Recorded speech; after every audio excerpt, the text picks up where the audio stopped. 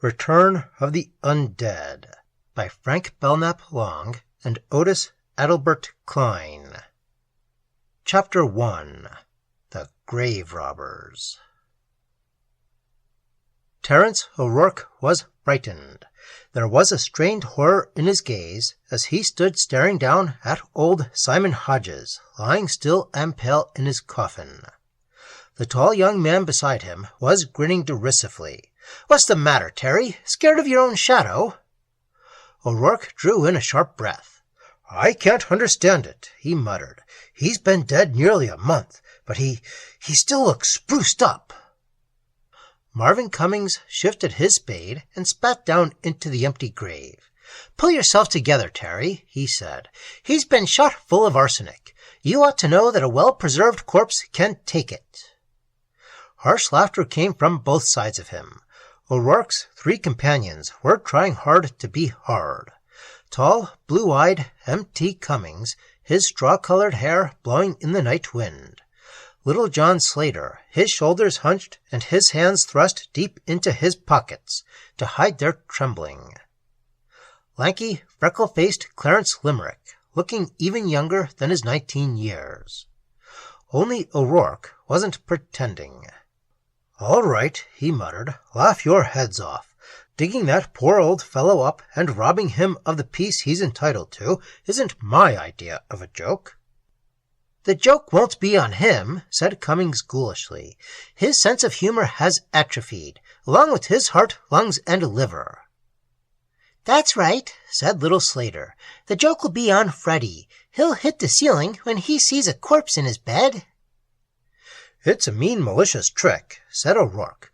"I'm ashamed of myself. We're grave robbers. We're worse than—" "Oh, stow it, Terry," said Limerick. "You weren't so thin-skinned this morning. You agreed with us that Freddy needed hardening. He's so damned nervous and excitable that a dead fly on his undershirt would scare the pants off him." "Yeah, something has got to be done about Freddy," agreed Cummings. "If he wants to be a sawbones, he'll have to stop yelling for his mama every time he sees a calvaria chiseled off, and a nice juicy brain exposed. It's a wonder Nancy has any respect for him." "That's what gets me down," said Limerick. "He faints in the dissecting room, and what happens? She goes out with him on a date. With nail-hard material to choose from, why did she have to go soft on the weak-kneed freshman squirt?" "Oh, Freddy's all right," said Cummings charitably. "All he needs is a jolt. We're doing everything possible for the lad. Digging up Hodges is no crime, because the old fellow was a non-entity plus."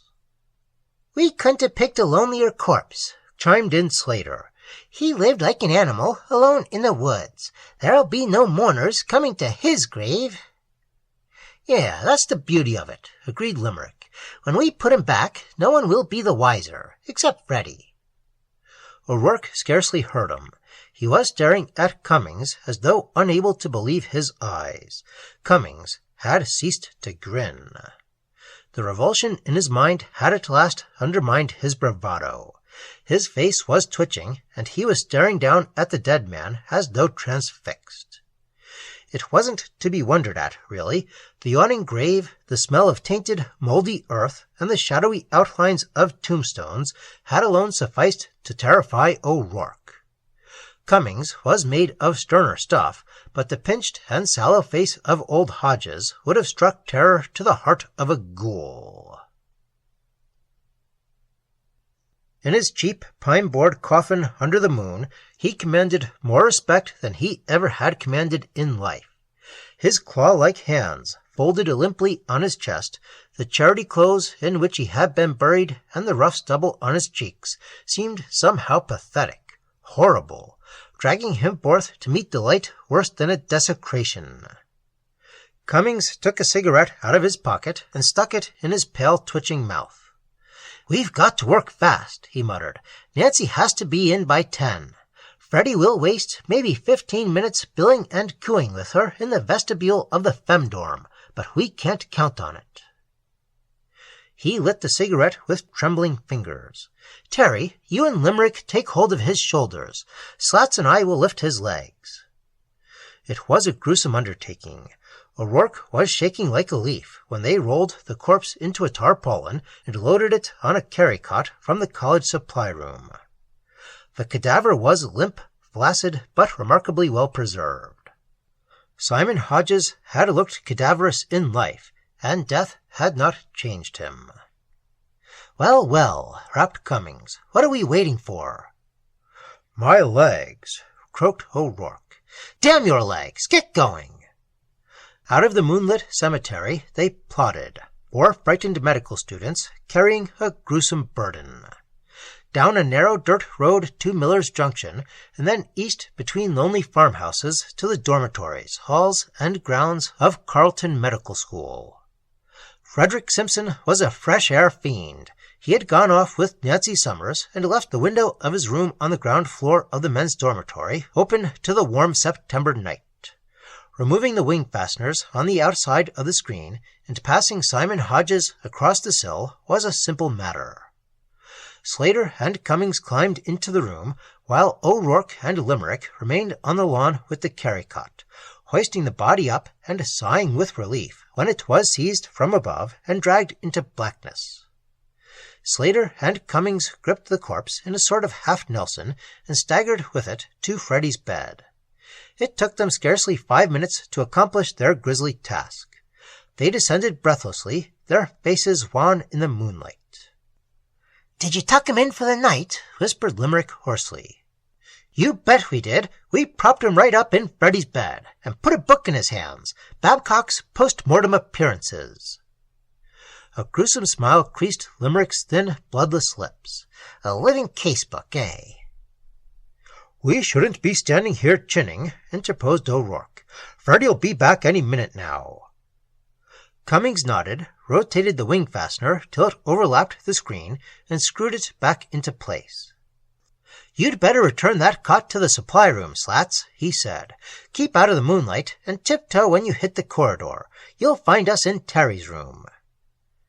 Terry's room was 3 windows further along, at the southern extremity of the dormitory. Terry was not a fresh air fanatic, but he had left his window open on purpose to the warm autumn night. The 3 conspirators climbed in hastily, leaving the screen fastener ajar. They sank into chairs by the window in darkness, and mopped sweat from their brows. O'Rourke had set 4 wicker chairs in a semicircle close to the window in preparation for just such an event. The session of watchful waiting which ensued dragged like a dead eternity. Every once in a while O'Rourke peered out, craning his thin neck and humming to keep his courage up.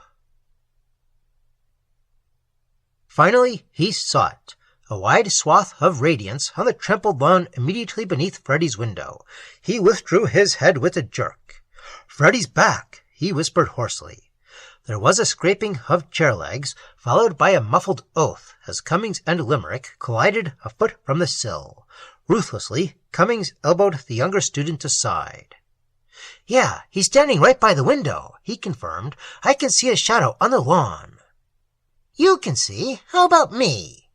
"Pipe down, Limerick. Keep back. We don't want him to hear us." "He'll yell out in a second," O'Rourke murmured. "He hasn't seen it yet." Breathlessly, the 3 students waited for a blood-curdling scream to echo across the campus. They hoped it would be blood-curdling.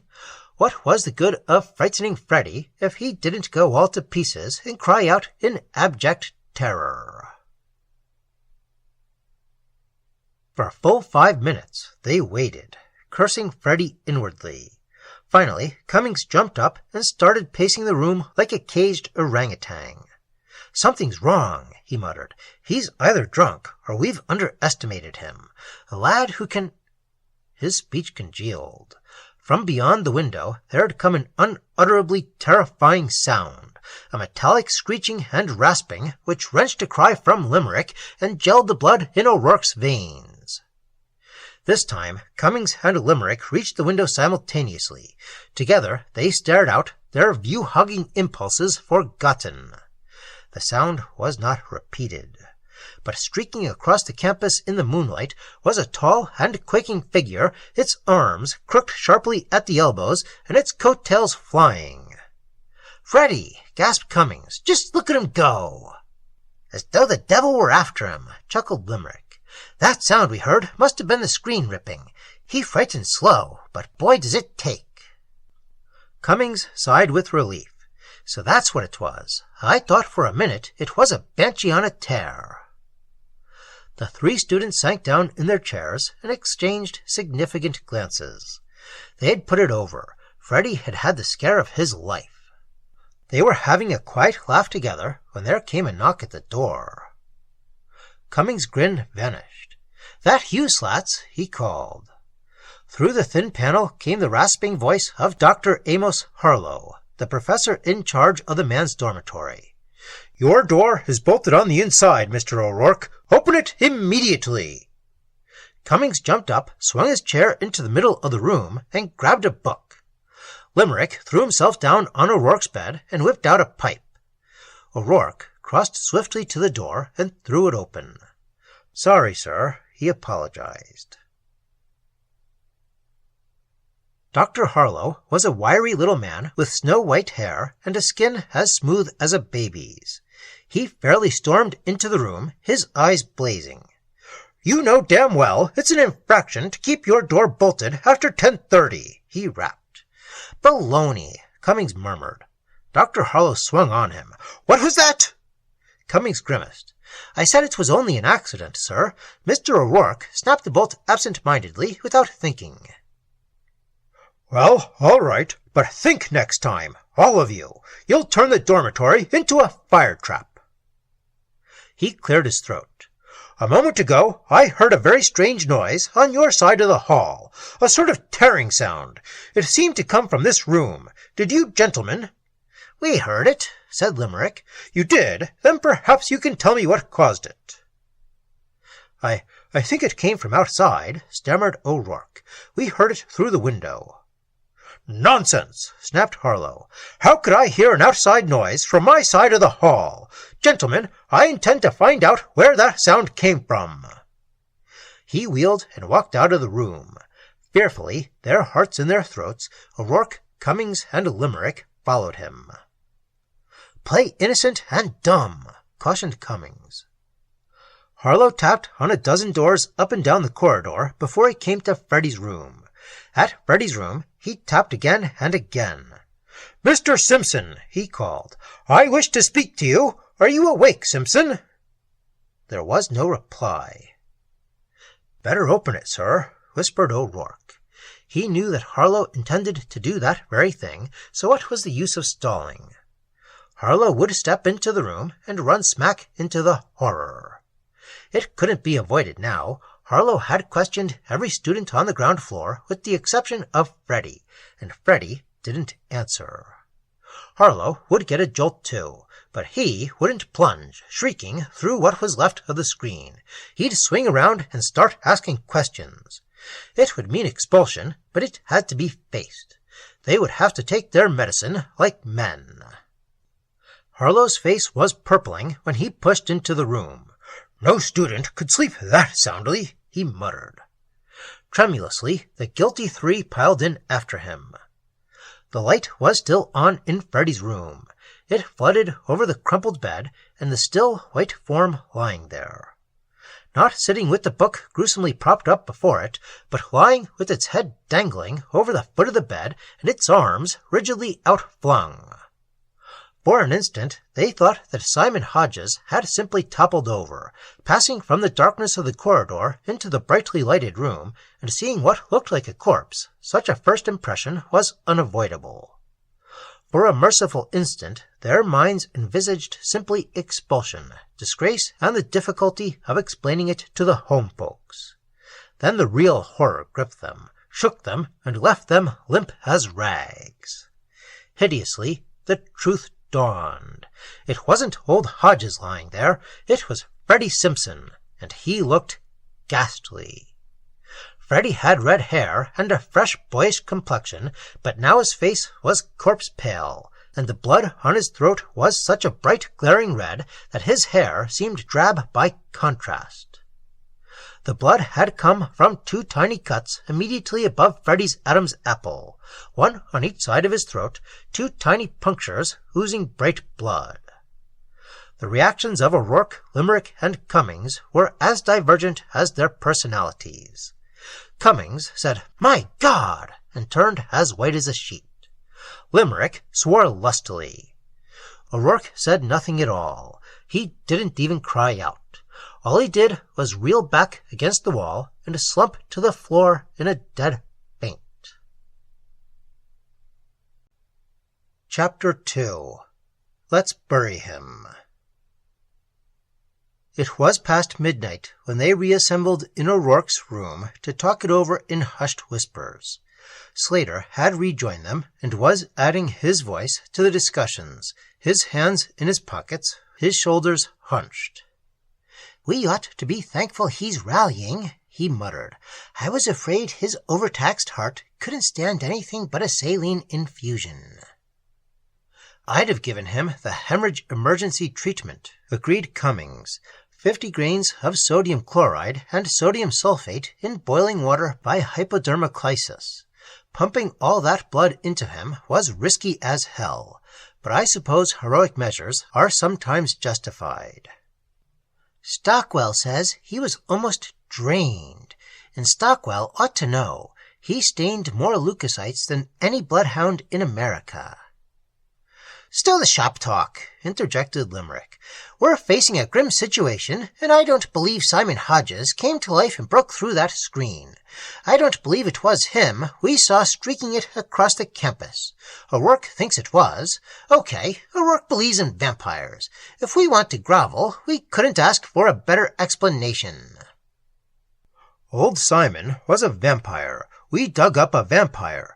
He attacked Freddy, bit into his neck, and sucked him dry. You saw the teeth marks on Freddy's throat, blood all over poor Freddy, and we're to blame. We dug up a limp, blood-hungry vampire." Limerick's lips were twisting in a sneer. "Okay, if you want it that way, we'll put our brains in hock and throw away the loan ticket." "Limerick," said O'Rourke, his voice strained, "you've got to listen.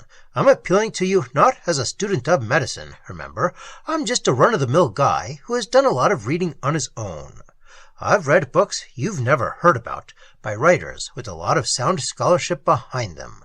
Plenty of educated people believe in vampires today. There's an English scholar named Summers who cites hundreds of cases of vampirism in the 20th century. A few of them have come under his own personal observation. He believes in vampires, ghouls, werewolves, and incubi. You can't laugh away the findings of a man like that. He's got more on the ball than any prof in this college. When I read his 600-page books for the first time, it was as though a 100-ton weight had descended on my brain." "Yeah, and crushed it," sneered Limerick. "What do you take us for? It's easy to understand why that sort of tripe was taken seriously in the Middle Ages. People had nothing better to do than sit around and wait for something to happen." "Perhaps someone was spying on us when we dug Simon up," hazarded Cummings. "Perhaps he tried to scare the hell out of us by stealing the corpse and turning our little joke against us. I wouldn't put it past a couple of seniors I know." "That wouldn't account for Freddy's loss of blood or the cuts in his throat," objected Slater. "Stockwell says that Freddy was anemic," buttressed Limerick. "He was treating Freddy for a mild oligocythemia. How do we know he lost so much blood? Maybe he cut himself while shaving or something." Cummings was pacing the room. "All this is getting us nowhere," he muttered. "It isn't far to the cemetery. I move we adjourn to Simon Hodges' grave." There was a chorus of assents. "Maybe Simon has come home to roost." "Yeah, whoever snatched him may have put him back. We'd better take our spades along, just in case." Returning to the cemetery was a nightmare ordeal to O'Rourke.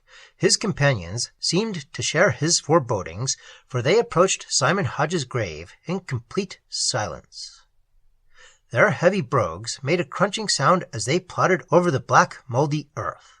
Between the wind-stirred branches of tall, thick-boled trees, they caught occasional glimpses of a moon that seemed to be swimming in a sea of blood.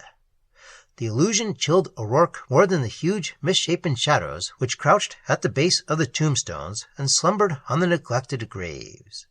He knew that it wasn't the redness of approaching dawn which glimmered between the branches, but that mysterious, inexplicable ruddiness which the sky sometimes assumes in the small hours, when the moon is gibbous and the night wanes. Their thoughts were sloping down into terror-haunted depths when they arrived at the grave and halted before Simon Hodge's coffin. The coffin was still standing beside the grave where they had left it, but it was no longer open, and it was no longer empty.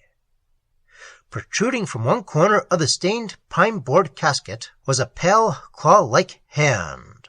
"God!" shrieked O'Rourke, his neck hairs rising in terror. Limerick dropped his spade and took a swift step backwards. Slater and Cummings stood rooted, their eyes wide and staring. The coffin was unevenly sprinkled with fresh earth. A crude mound had been built up on one side of it, and part of the heaped earth had spilled over on the closed lid. O'Rourke was ghastly pale. He must have crawled back himself," he moaned. Cummings' hands had gone to his face as though to shut out the sight.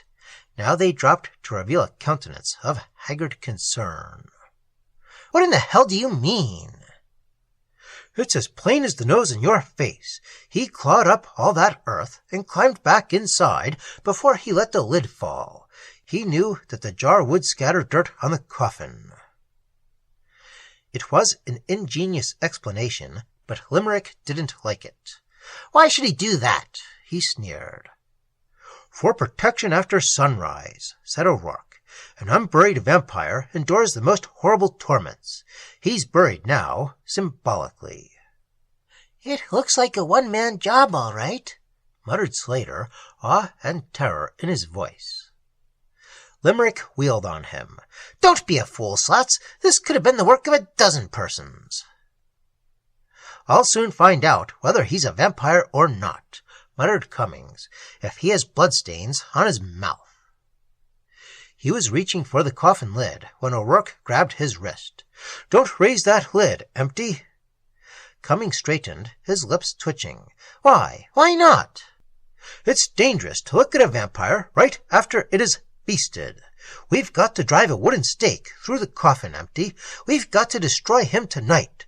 Summers says—" "To hell with your bogey books," rasped Limerick. "We'll look at him, and then we'll bury him." "Oh, all right," said O'Rourke. "Raise the lid then, Limerick. Go on, raise it." Limerick hesitated, bit his lips. "Maybe we'd better just bury him," Cummings said.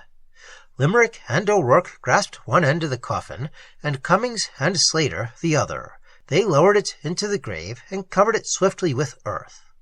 O'Rourke shuddered when a spadeful of dirt descended on the protruding hand, but he went right on shoveling. The grave looked very well when they had finished with it. Not so O'Rourke. He stood for a moment leaning on his spade, his eyes closed, and a terrified expression on his face. Suddenly he shuddered and stared across the grave at Cummings. "We're standing on the grave of a sated vampire," he said. "I can feel it tugging at my heart. There's a coldness under my heart and—" "Oh, nuts!" sneered Limerick. "I'm going to hit the hay. I'm not afraid of little boy things that go bump in the night." "We should have driven a stake through the coffin," said O'Rourke grimly. "We'll be sorry we didn't. We'll be sorry, Limerick." Chapter 3. Attack on the Campus. It didn't seem as though he could be right. Freddie Simpson was sitting up in bed, and Nancy Summers was holding his hand. And because it was another day entirely, and the sunlight was flooding into the hospital room, old Simon Hodge's corpse seemed unreal, remote. The 4 students had trooped in to see Freddie, but Nancy was getting most of the attention. Nancy was a very intelligent, red-headed girl with a willowy figure and a face which was just right. The 4 students were badly smitten. They tried to hide their real feelings from one another, but Nancy was aware of how they felt. "You boys have been swell," she said. "Freddie seems to have a gift for friendship." "You bet he has," agreed Cummings. "We think a lot of Freddie. I guess he knows that." Freddie smiled wanly. His thin, freckled face was still abnormally pale. "I can't understand it," he said. "I had a dizzy spell. Nah, I didn't see anything. As soon as I stepped into the room, things began to swim, and I went out like a light." "You didn't cut yourself while shaving, Freddie?" asked O'Rourke. Freddie shook his head. "Of course not. I use an electric razor, except when I'm in a hurry." "Freddie, there's a big hole in your window screen. Know anything about that?" O'Rourke was holding his breath. He hoped that Freddie was telling the truth. "Not a thing, Terry. You say there were footprints in the soft earth under my window. Maybe a burglar was hiding in my room. Maybe he socked me from behind with a lead pipe or something. Maybe the blow stunned me so that I just folded without feeling it." "Yeah," agreed Limerick. "That would account for it." "Dr. Harlow thinks Freddie scratched his throat without noticing it," Nancy said. "He thinks he fainted when he saw the blood. Freddie says that's ridiculous, but some people do faint at the sight of blood. Perhaps Freddie saw the blood and it registered in his subconscious." "Now, Nancy, you know that's far-fetched," muttered Freddie, blushing slightly despite his pallor. "Blood doesn't affect me like that. If it did, would I be studying medicine?" "You're just a little boy in some respects, Freddie," said Nancy maternally. "If you've a psychological handicap, you should own up to it." "He fainted yesterday in the dissecting room," said Limerick, flashing a glance at Nancy, which said as plain as words, "Why don't you ditch the kid and take up with the real he guy, Nancy?" Freddie glared at him. "It was just biliousness," he said. "I've been studying too hard, and I allowed myself to get run down." "It occurred at a funny time," said Limerick mercilessly. "Maybe he had another bilious attack last night," prompted Cummings. "That could be," Freddie admitted. "I'm subject to them." When the 4 students left the hospital building, they exchanged meaningful glances. "We're in the clear," said Limerick. "He didn't even catch a glimpse of Simon." "And where does that leave us?" retorted Cummings. "Someone knows. Someone is in on it. Who returned Simon to the cemetery? It's blackmail I'm worrying about." "Who would want to blackmail us?" "I don't know, but someone pulled off a complicated body-snatching stunt. Did he do it for his health?" "I've warned you," said O'Rourke. "Simon Hodges is a vampire. He attacked Freddie, sucked his blood, and fled back to the cemetery." 3 scornful medical students, their skepticism restored by the sunlight, parted on the campus from one whom they considered a craven, superstitious fool, going their separate ways in silence. Limerick and Slater had lectures to attend, and O'Rourke a gymnasium workout. Cummings headed for the school library. He wasn't quite as skeptical as Limerick and Slater. The small dark girl at the withdrawal desk was Cummings' consolation date. Her name was Sally Sherwin, and she was almost as good-looking as Nancy. "What do you want with all these scary books, Empty?" she murmured as she passed over the counter Merrick's Vampirism in Europe, Dwight's The Vampire, Dunn's Superstitions of the Dark Ages, Aldrich's The Witch Cult, Street's Magic Talisman, and Wayne's Hungarian Legends. "Just amusing myself, Sally," Cummings said. "Sometimes I enjoy that sort of reading. Deep inside me, there is a repressed Edgar Allan Poe." "Well, I didn't know you had literary talents, Empty." "I have many talents," said Cummings. He put his arm about her shoulders and kissed her till she gasped. Fortunately, the library was deserted. "Now why did I do that?" he asked himself as he carried the books into a secluded alcove. "I'm not in love with her. There is supposed to be some connection between fear and amorous impulses. Perhaps I'm more frightened than I suspect. I wish to hell O'Rourke had kept his trap shut." The books were horribly depressing. Merrick, Street, and Wayne professed to disbelieve in vampires, but something had unquestionably scared them. Every page he turned carried shrill and hysterical admonitions. Dwight refused to commit himself. Dunn wavered between belief and skepticism. The most reassuring sentences were in superstitions of the Dark Ages. It was commonly believed that no vampire would attack a man or woman bearing a cross and protected by a necklace of garlic. It was also believed that no vampire could leave its grave before sundown. Ambrose Pare observes, however, that heavily overcast skies often lure vampires from the earth, and that during thunderstorms they range the countryside with a hellish and illicit greediness. It was also believed that vampires could imitate the voices of the living and insinuate themselves with diabolical cunning into the domiciles of maidens. Cummings was so absorbed in the Middle Ages that he scarcely noticed how dismal the library had become. Hunched and purplish shadows clustered about the deserted book racks, and the sunlight which had been pouring down through the tall windows behind him had ceased to warm the back of his neck. He closed the book at last, stacked it with the others, and returned the entire pile to the desk. "I'll call for you at 8:30, Sally," he said. Sally Sherwin scowled. "You know what happened the last time we went stepping. You kept me out so late, I lost my date privileges for 2 weeks. "I'm sorry about that, Sally," said Cummings contritely. "It won't happen again." "I'll say it won't. You've seen to it that I can't walk out of the dorm with you like a decent girl. I have to sneak out by the window." "It's more romantic that way," said Cummings. "I'll be under your window at 8:30 sharp." Sally sighed. "All right, heartthrob, but if it rains, the date is off." "If it rains? Why should it rain? There wasn't a cloud in the sky when I—" His speech gelled. The dismalness which had crept over the library could mean only one thing. During his researches, the sun had ceased to bathe the campus in a warm and mellow glow. Turning from the desk, he hurried along the deserted corridors of the library building and out onto a broad stretch of lawn. The campus was bathed in an ominous negation of light, which struck a chill to his heart. The ivy-draped quadrangle of dormitories and lecture halls loomed eerily through the murk, their Gothic outlines reminding him of something out of Sir Walter Scott. He stood before the library building, staring in amazement at a running figure. The figure had emerged from the Hall of Pharmacy and was running straight toward him. A slim, pale girl running. He recognized her instantly, despite the darkness. "Nancy!" he exclaimed, and strode forward to meet her. She swayed when she saw him, and tottered forward until she was in his arms.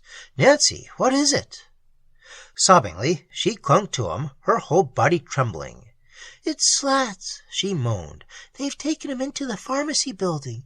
Oh, it's horrible, Empty. His throat is torn, mangled. He's drenched with blood. He's dying, Empty. There's nothing they can do for him." Cummings turned deathly pale. He stared at her aghast, cold perspiration breaking out all over him. When did this happen, Nancy?" "They found him in Norwood Lane about 10 minutes ago. You know how dark it is there, even when the sun is shining." Cummings knew. Norwood Lane ran between the Hall of Pharmacy and the hospital unit. It was simply a narrow alleyway between the two buildings, a sort of lover's lane where students made out in shadows on their way to the lecture rooms. Brick-walled and ivy-festooned, it offered a seclusion for furtive embraces at high noon and for more leisurely love-making after dark. "You mean you were there with him, Nancy?" Nancy Summers shook her head. "I was coming out of Doc Whitehead's classroom when they brought him into the hall. I was so sickened I just ran, Empty. I know it was cowardly, but I couldn't help it. My stomach twisted, and I had to get out fast." Cummings nodded. "I understand, Nancy. It was perfectly natural.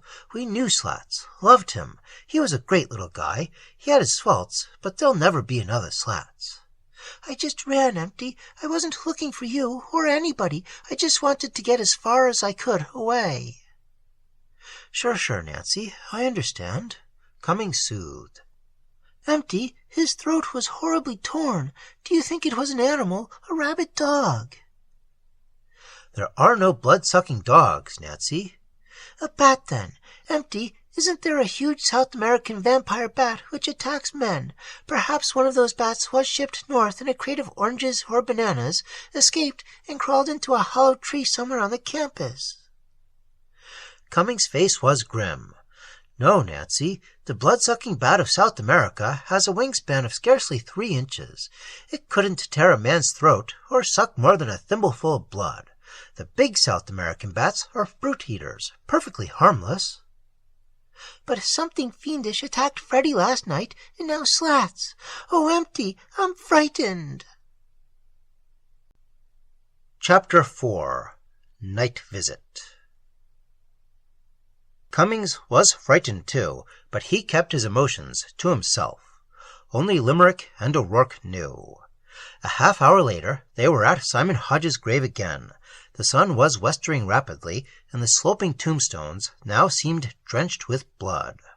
On all sides of them were tumbled mounds of freshly upturned earth. They were digging like mad. Sweat was streaming from them, and they were wearing necklaces of garlic which O'Rourke had bought at the village Italian fruit store. They were getting down to the coffin as fast as they could. I can't understand it, muttered Cummings. How did he get back in without disturbing the earth? A vampire can turn into a thin mist and filter through a screen, a keyhole, under a door, or down through the earth, panted O'Rourke. The last time, we left the coffin above ground, and he had to bury himself. Now the coffin's under 4 feet of earth. He simply seeped back. I don't know why I'm doing this, grumbled Limerick. You're both as mad as March hares. There's nothing here, just a dried-up old guy in that coffin. Simon Hodges has been out and around, sure, but that's because we took him out, and somebody with the rotten sense of humor put him back. You're wearing a necklace of garlic, Limerick, said O'Rourke. Why don't you take it off? Limerick grunted. When you're with fools, do as fools do. Why should I make myself conspicuous? There was a dull, heavy thud. Careful, warned Cummings. We don't want to smash the coffin. We made our big mistake when we brought him into the dormitory, muttered O'Rourke.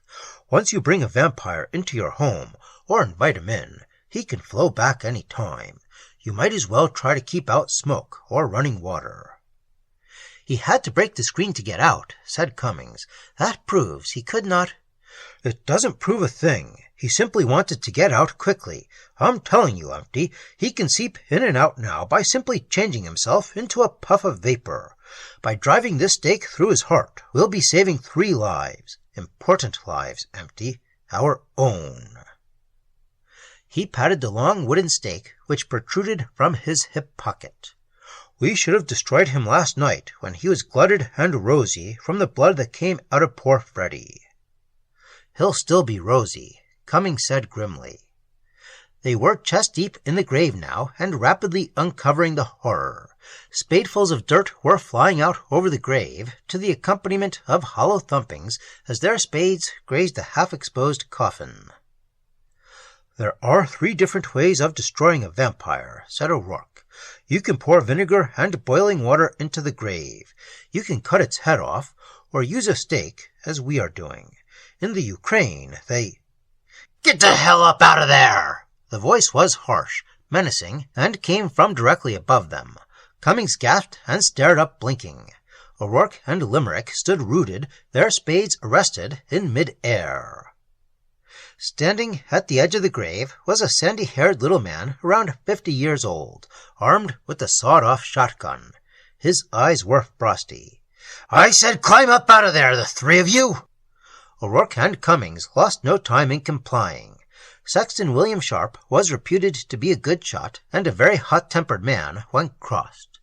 Limerick hesitated an instant, but clambered up fast enough when the gun barrel started sloping down into the grave. I've heard tell of such outrages, but I never thought I'd live to... Medical students, eh? Cummings caught O'Rourke's eye and inclined his head the fraction of an inch. "He was just a nobody, Mr. Sharp," he said. "He had no relatives or friends. We needed a subject, and we thought—" "You thought you'd rob a poor dead man of his repose. It's a burnin' shame. You were going to dissect him, I suppose." "That was our intention, Mr. Sharp," said Cummings, looking contrite. "Well, you're going to put all that earth back," stormed Sharp. "Otherwise, I'll report to you and have you expelled. I ought to report to you anyway. You're just a bunch of young hyenas." Refilling the grave under Sharp's supervision was a back-breaking task. The sexton stood over them and gave them no respite. They were still at it when the sun passed from view below the horizon and darkness settled down over the cemetery. Limerick had started muttering to himself. "I'm getting fed up with this. Digging him up, putting him back, of all the fool—" He stiffened suddenly. Beneath his spade the earth was stirring, heaving. A chill of horror passed over him. His eyes went wide, and his throat became as dry as death. Simon Hodges was pushing up through the loose dark earth with loathsome writhings. His pale, claw-like hands emerged first, then the bulge of his shoulders, and finally his head. The upper portion of his body shot up straight. Like a leprous gargoyle, he swayed rigid in the moonlight, his gore-caked, tattered garments flapping in the night wind, his face contorted in a malign and hideous mask. O'Rourke and Cummings saw it simultaneously. O'Rourke let loose a wild shriek, dropped his spade, and went staggering backwards. Cummings stood as though turned to stone. He stood staring with wide eyes and gaping jaw, his Adam's apple bobbing up and down. The vampire was staring up at Sexton Sharp, its dead white eyes fastened on his throat. Even in the midst of his terror, Limerick found himself wondering whether the foul thing was not some sort of hoax. But when it leapt soundlessly from the grave, flung itself on the cemetery's guardian, and bore him to earth, his last doubts were dispelled. He turned and fled in terror from a greedily feasting vampire crouching above its victim, hideous sucking sounds coming from its mouth. Fled across country, between lonely farmhouses, stumbling in blind panic over fallen branches and bruising his shins on stone fences and ramshackle stiles. He was halfway to the college when he became aware of footsteps pounding at his heels. Reluctantly, he slowed up, allowing Cummings and O'Rourke to catch up to him. O'Rourke was out of breath from running. "The garlic worked," he panted. "It protected us, but we've got to rouse the dormitory and distribute necklaces to all the students. It's loose for the night. That ghastly thing is loose." "Sharp's dead," contributed Cummings, his face ghastly white. "The vampire slashed open his throat and then tried to attack us, but the garlic hurled it back. The last we saw of it, it had turned into a bat. It was circling upward and heading for the college, Limerick." Limerick muttered, "I don't see how in the hell a little sprig of garlic could do that." Sally Sherwin was powdering her nose when she heard the tapping. Unmistakably, it was coming from just outside her window, a persistent tapping on the screen. An irritable frown creased her attractive features. She was sitting before her dresser with her back to the screen. Her coiffure was flawless, but there was still some things she wanted to do to her face. She needed at least 10 more minutes to transform herself into a really glamorous person. It was very annoying. Why couldn't Cummings wait? He was always ahead of time. He just didn't seem to realize that no girl likes to be rushed into keeping a date, especially a furtive, against-the-rules date, which included descending from the window into the arms of a man. She said, without turning around, "All right, Empty, don't be impatient." The tapping ceased abruptly. There was an instant of silence, and then a faint whisper drifted into the room. "Why can't I come in, Sally? It's chilly out here." Sally straightened in indignation. She was not modest or prudish, but she bridled at the thought that perhaps Cummings didn't respect her. He had kept her out late, scandalously late, and now he was urging her to risk expulsion by inviting a man into the girls' dormitory. "No, you can't come in," she said. "You'll have to wait. Take a walk around the campus if you're cold." Be reasonable, Sally. You've finished dressing. I'll climb in without making a sound. No, go away. You ought to be ashamed to even suggest such a thing. If I go away, Sally, I may not come back. Sally Sherwin bit her lip. She was just crazy enough about the big, handsome, athletic Cummings not to want to lose him. All right, she said. You can come in, but you'll have to wait a minute. Hastily, she rouged her lips, an angry flush stealing up over her face. The concessions which a girl had to make merely to hold a man were outrageous. It was a man's world entirely. A girl had no rights, no... "It was kind of you to invite me in," said a deep, sepulchral voice behind her. Terrified, she whirled about. The vampire was advancing toward her with bared teeth, its dead white eyes roaming all over her. There was blood on its claw-like hands, and its tattered clothes were drenched, sodden. About its hunched shoulders swirled a grayish mist which slowly dissolved as it advanced, the last dispersing wisps of its dematerialized state. The gray-mottled flesh of Simon Hodges was all compact again after its brief percolation through the screen, a shambling horror that advanced soullessly upon the terrified girl and cackled in hellish mirth. Chapter 5. An Arrow for the Restless Dead. In another second, the distance between the girl and the hideous thing had been bridged, and Sally Sherwin was screaming in its embrace. Frantically, she struggled to free herself. She jerked her shoulders back and beat with clenched fists upon its board-like chest, her breath coming in heaving gasps. The horror's breath was fetid, its squirming body reeking with the odors of the grave. Mercilessly, its long, dirt-encrusted fingernails raked her flesh, inflicting deep gashes on her bared back and heaving bosom. For 5 full minutes, Sally fought with every ounce of her strength. So frenzied were her struggles that she did not hear the door open or see Nancy Summers advancing into the room, a look of unutterable horror on her face. Nancy Summers was clutching a 4-foot wooden bow and a gleaming, bob-tailed arrow. When Nancy Summers had borrowed Sally's bow and arrow set to practice with on the school archery range, she had never dreamed that returning it would expose her to the most ghastly peril she had ever known. She stood now, white and shaken, her mouth as dry as death. She could hear the pounding of her own heart above the vampire's harsh breathing. "Don't touch me! No, no!"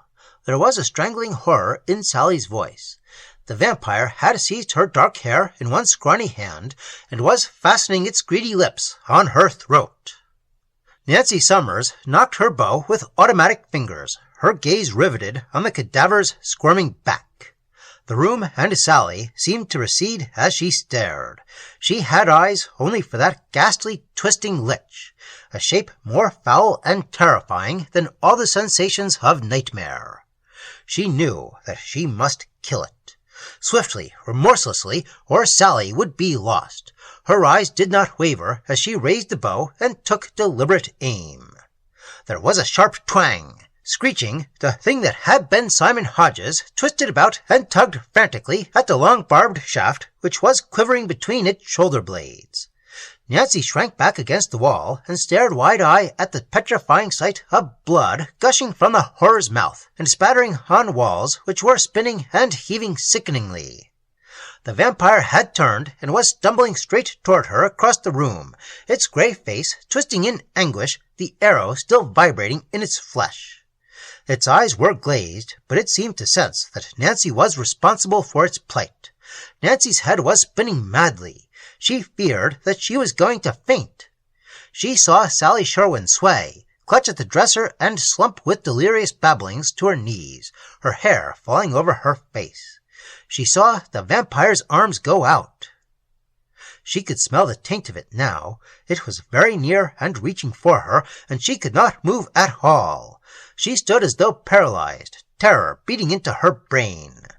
An instant of sickening unreality followed. She thought the vampire was already upon her, and then, she wasn't sure, and then an awful coldness seemed to sweep over her. Then, oh merciful God, came the sound of a familiar voice. "Get her out of here, Limerick! Damn it, man, take over!" Strong, muscular hands descended on her shoulders and pulled her toward the door. She shuddered convulsively, but offered no resistance. Dimly, she sensed that Limerick was too terrified to realize how cruelly he was bruising her flesh. Through the door he dragged her, his breath rattling in his throat. "His number is up, Nancy," he wheezed. "Empty is putting the squeeze on him." Nancy's lips twisted, but no sound came from them. She had caught a brief, hideous glimpse of the vampire writhing beneath Cummings on the floor. Cummings had pinned the foul thing down with his knees and was driving the long wooden arrow deep, deep into its quivering body. For an instant, through the doorway, she saw its dark blood gushing out over Cummings' hands. Then the merciful dimness of the corridor enveloped her, blotting out the sight. Briefly, she saw crude wooden crosses waving in the dim corridor light and smelt the sickening odor of garlic. Then the white, terror-convulsed faces of milling students swam close to her and coalesced into an enormous gray smudge which swooped in and swirled and spilled over her until she went utterly limp in Limerick's arms. It was curious how seldom a girl fainted in just the right pair of arms. When awareness came sweeping back, the first person she thought of was Freddie. She felt very sorry for Freddie. Poor kid. She had foolishly imagined that she was in love with him. It was just her maternal instinct running away with her. She realized that now.